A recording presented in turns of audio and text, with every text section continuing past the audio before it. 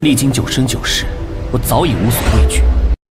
Selamat menjalankan ibadah puasa bagi yang sedang menjalankannya. Video ini hanya alur cerita film Donghua yang berjudul Divine Dao Emperor. Dan jika suka alur ceritanya, mohon tidak lupa untuk di-subscribe dan di-like, terima kasih. Tanpa basa-basi langsung saja ke alur ceritanya. Pada episode sebelumnya, Qin Yang sedang menuju ke kediaman Selir Shu. Dan ketika melihat tembok istana ada segel formasi spiritual, Qin Yang pun membuka segel formasi tersebut. Tak lama kemudian, 3 bintang 5 muncul di seluruh dinding istana. Saat itu, semua orang yang hadir menyadari bahwa energi spiritual di sekitar mereka meningkat berkali-kali lipat. Qin Yang berhenti dan berkata, "Lihat. Ikuti metodenya dan aktifkan segel spiritual di seluruh istana." Istana ini sebenarnya adalah formasi pengumpul roh tingkat 4 yang sangat besar. Mendengar ini, tubuh Mingyong sedikit gemetar. Seluruh istana kekaisaran ternyata adalah formasi pengumpul roh tingkat 4. Ini benar-benar luar biasa. Bayangkan saja, jika pasukan pengawal kekaisaran dan pasukan 4 penjuru berlatih di sini, seberapa dahsyat peningkatan kekuatan mereka?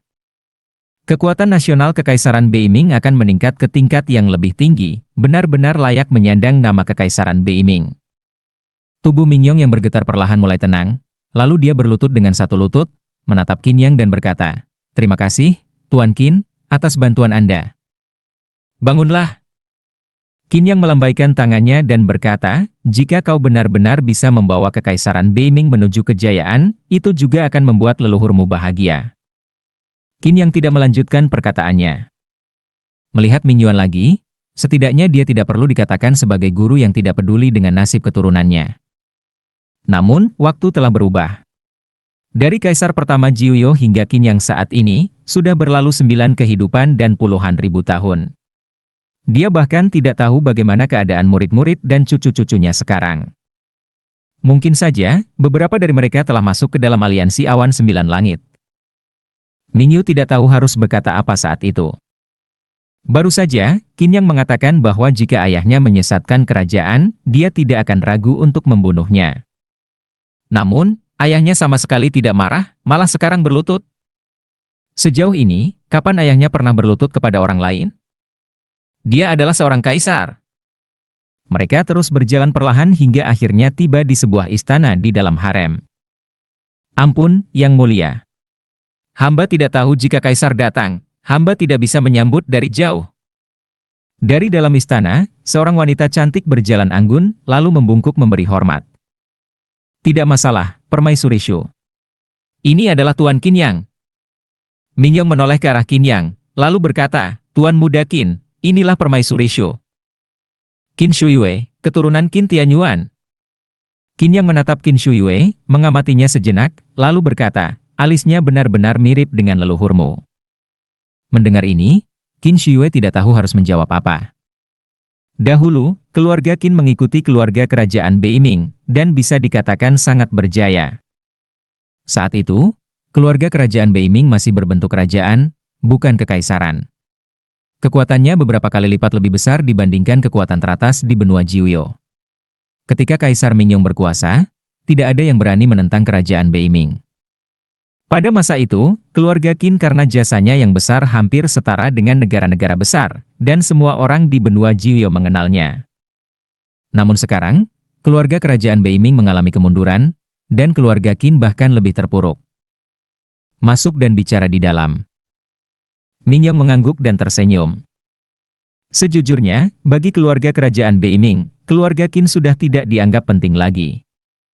Sebaliknya, keluarga Ye, keluarga Su, dan keluarga Kuo lebih dihargai oleh keluarga kerajaan. Bagaimanapun, dengan melemahnya kekaisaran Beiming, keluarga Qin semakin tenggelam dan tidak mampu lagi membantu kerajaan. Akibatnya, status mereka pun ikut merosot.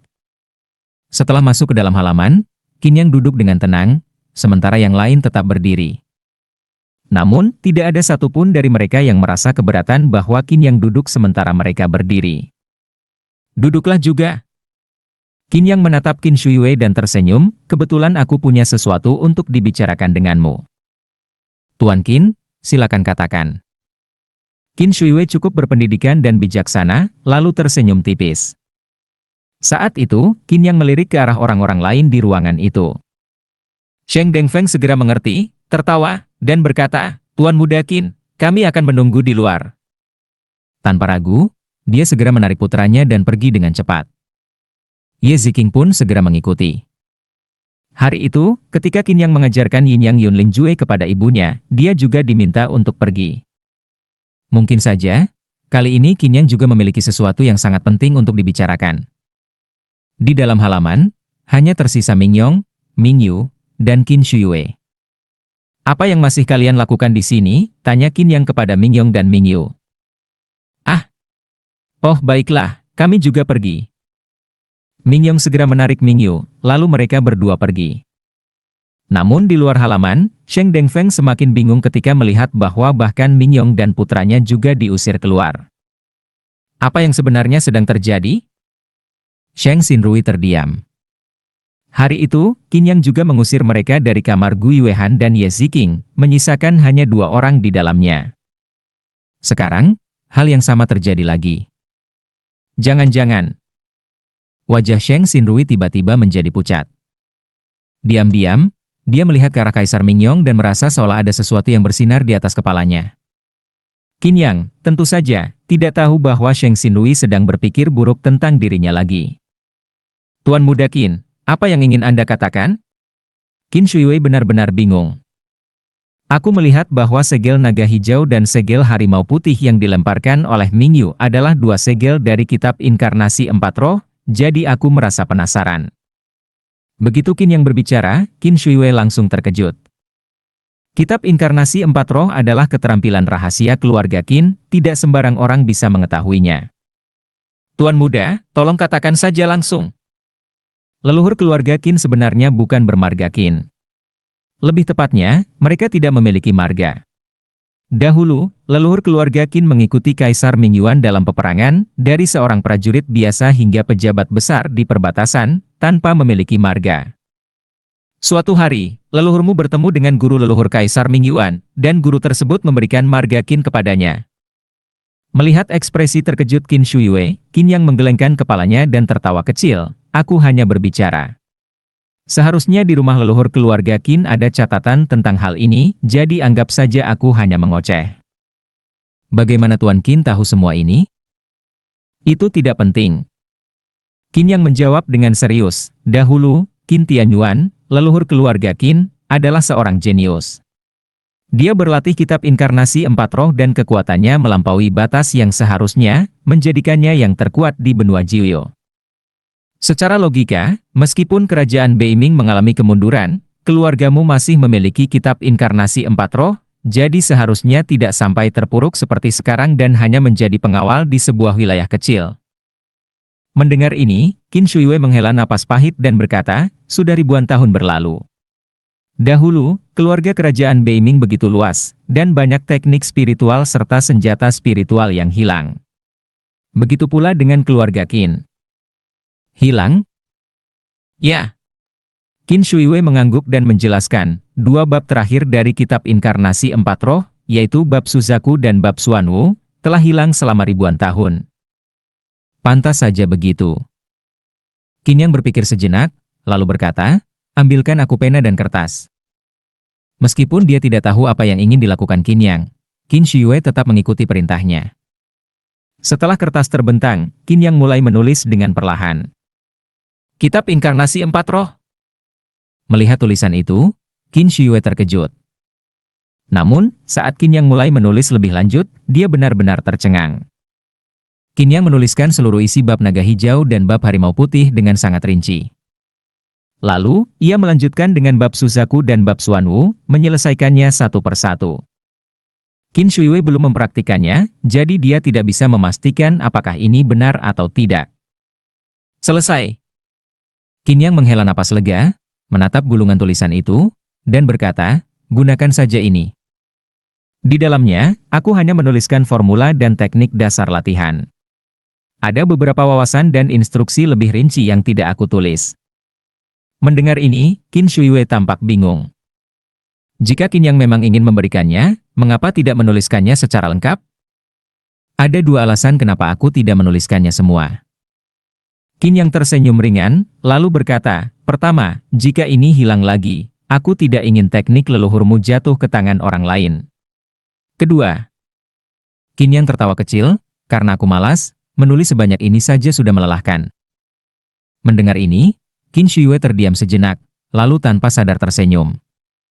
Anak lelaki berusia 16 tahun di depannya ini terlihat begitu dewasa dan bijaksana. "Kamu bisa berlatih dulu. Kalau mengalami kesulitan, suruh saja Ming Yu bertanya padaku kapan saja." Qin Yang tersenyum santai dan berkata, "Baiklah, perjalanan ini memang untuk urusan ini juga." Setelah berkata demikian, Qin Yang bangkit dan bersiap untuk pergi. "Tuan Muda Qin." Qin Shiyue sebenarnya tahu bahwa dia tidak seharusnya bertanya tentang identitas Qin Yang. Dari sikap Kaisar Mingyong terhadapnya barusan, jelas bahwa orang ini memiliki status yang luar biasa. Di seluruh kekaisaran Beiming, bahkan orang dari Akademi Dewa pun belum tentu bisa membuat Kaisar Mingyong bersikap seperti tadi. "Ada apa? Bolehkah aku bertanya, kenapa Tuan Qin mau memberikan kesempatan sebesar ini kepada keluargaku?" Ini adalah hal yang paling membingungkan bagi Qin Shiyue. Qin Yang datang sendirian hanya untuk melakukan hal ini. Itu benar-benar mengejutkan. Mendengar pertanyaan itu, Qin Yang sedikit terkejut. Dia tidak mungkin mengatakan bahwa semua ini karena Qin Tianyuan dulu sangat pandai memasak, membuatnya tergoda oleh makanan lezat. Kemudian, dia mengajarkan kitab inkarnasi 4 roh kepada Qin Tianyuan. Selain itu, saat itu dia berjanji akan mengabulkan permintaan apapun dari Qin Tianyuan, tetapi pada akhirnya, Qin Tianyuan tidak meminta apapun. Sekarang, dia menganggap ini sebagai cara untuk memenuhi janji kepada Qin Tianyuan. Kalau dia mengatakan yang sebenarnya, Qin Shiyue pasti akan menganggapnya gila. Setelah berpikir sejenak, Qin Yang berkata pelan, "Karena leluhur keluargamu memiliki marga yang sama denganku, yaitu Qin." Setelah berkata demikian, Qin Yang langsung pergi. Saat itu, Qin Shiyue semakin bingung. Apa alasan itu? Hanya karena sama-sama bermarga Qin?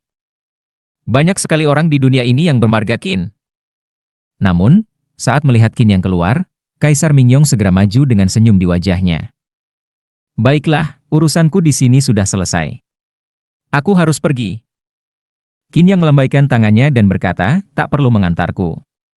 Kamu seorang kaisar, banyak urusan yang harus ditangani. Jagalah baik-baik warisan yang ditinggalkan leluhurmu." "Baik, saya mengerti." Kaisar Mingyong membungkuk dengan hormat. Qin Yang pergi bersama Sheng Dengfeng dan putranya, serta Ye Ziqing. "Oh ya." Qin Yang tiba-tiba berhenti dan memanggil, "Ming Yuan, kemari." "Oh." Setelah melirik ayahnya, Ming Yuan maju ke depan. Qin Yang menarik Ming Yuan ke samping dan berbicara dengan suara pelan. Setelah beberapa saat, dia menepuk bahu Ming Yuan, lalu berbalik pergi. Melihat pemandangan itu, Kaisar Mingyong semakin terkejut. Setelah Qin Yang dan rombongannya pergi, Kaisar Mingyong menoleh ke Ming Yu dan bertanya, "Apa yang dikatakan Tuan Qin padamu?" "Dengan hormat, Yang Mulia." Ming Yu membungkuk dan berkata, "Tuan Muda Qin memberitahuku cara membuka rahasia pedang Qin Yang dan pedang Qin Yue." Sorot kegembiraan langsung muncul di mata Ming Yu. Mendengar itu, wajah Kaisar Mingyong sedikit berubah. Dia menatap Ming Yu, mengangguk, tetapi tidak banyak bicara. Dia sudah memahami maksud Qin Yang. Kemarin, dia berkata kepada para pangeran bahwa siapapun yang bisa menemukan cara membuka rahasia pedang Qin Yang dan pedang Qin Yue akan diangkat menjadi putra mahkota. Namun hari ini, Qin Yang mengatakan bahwa kebangkitan suatu kekaisaran bukan hanya bergantung pada satu kaisar saja. Kecuali seseorang memiliki bakat luar biasa dan tak tertandingi seperti leluhurnya. Namun, di seluruh benua Jiuyo yang luas ini, selama puluhan ribu tahun, hanya ada satu Kaisar Ming Yuan yang pernah muncul. Maksud Qin Yang sangat jelas. Kaisar Mingyong tidak bisa melakukannya sendirian.